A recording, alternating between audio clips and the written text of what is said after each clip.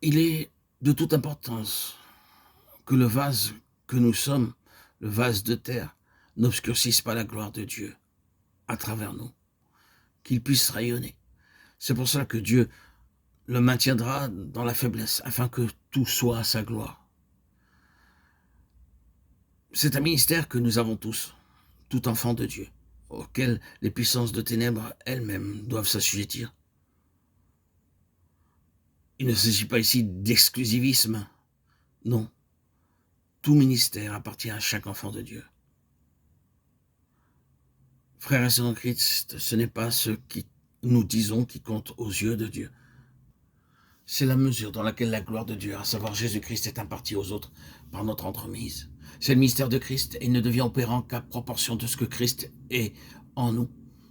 Le voilà l'examen d'entrée, le certificat de capacité. L'apôtre le dit aux Corinthiens en tout autant de termes.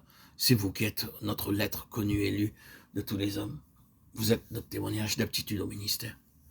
Par quoi il veut dire qu'ils sont indirectement le résultat de ce qu'était le Seigneur Jésus dans son cœur pendant son séjour à Corinthe. Ce qui accrédite vraiment le ministère, c'est ce que le Seigneur est pour nous, de notre vie intime.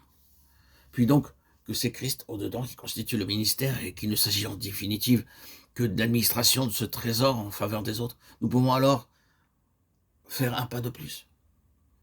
Maintenant, Christ révélé en nous représente une position spirituelle à laquelle nous sommes parvenus. Nous sommes au large.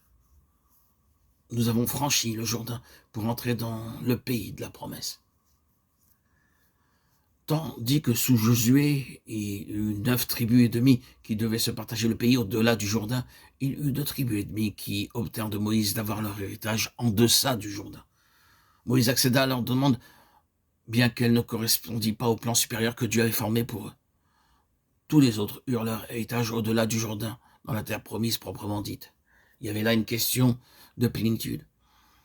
Pour les premiers, l'héritage avait quelque chose de partiel, dans ce sens qu'ils prenaient possession du pays sans traverser le Jourdain, ce fleuve représentatif d'une étape enfin franchie. Ils étaient tenus cependant de par un ordre de Moïse à accompagner les 9 tribus et demie de l'autre côté, quitte à revenir ensuite. Ils établissaient ainsi un vague lien avec leurs frères de Canaan. Mais c'était un lien de pure forme qui n'avait rien d'expérimental, extérieur plutôt qu'intérieur. De sorte que le Jourdain pour eux revêtait une signification toute objective et non pas subjective comme pour leurs frères.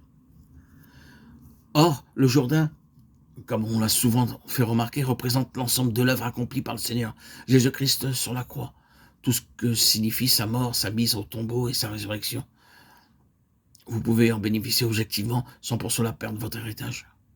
Mais si le Jourdain représente une expérience réelle dans votre vie, vous avez un héritage bien meilleur. Les 2 tribus et demie, c'est-à-dire ceux qui ne sont pas préparés à franchir le Jourdain, n'ont que les avantages objectifs, ce que Christ a fait pour eux, tandis que les autres qui ont traversé le Jourdain bénéficient non seulement de tout ce que Christ a fait pour eux, mais aussi de ce qu'il a fait en eux.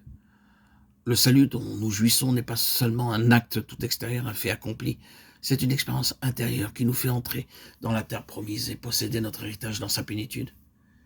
Il vaut toujours mieux avoir le Jourdain avec tout ce qu'il représente entre ses ennemis et soi. Voilà pour l'Ancien Testament. Dans le Nouveau, l'Épître aux Romains nous offre une autre image de la même réalité. Romains 7 nous montre la situation des 2 tribus et demie. Un jour, on se sent en sécurité, mais le lendemain, on est de nouveau tout ébranlé. C'est au-dedans que la question a besoin d'être réglée. On se réjouit de ce que le Seigneur a fait, mais on se rend compte qu'on a besoin de quelque chose de plus. Et ce qu'il nous faut, c'est que tout ce qui a été fait pour nous soit maintenant fait en nous. C'est ce que nous avons au chapitre 8. Nous sommes là, en plein pays de la promesse, et Romains 8 nous conduit tout droit à l'épître aux Éphésiens et à celle aux Colossiens, ces lettres qui nous parlent de la plénitude de notre héritage en Christ, le cœur même de notre Canaan spirituel.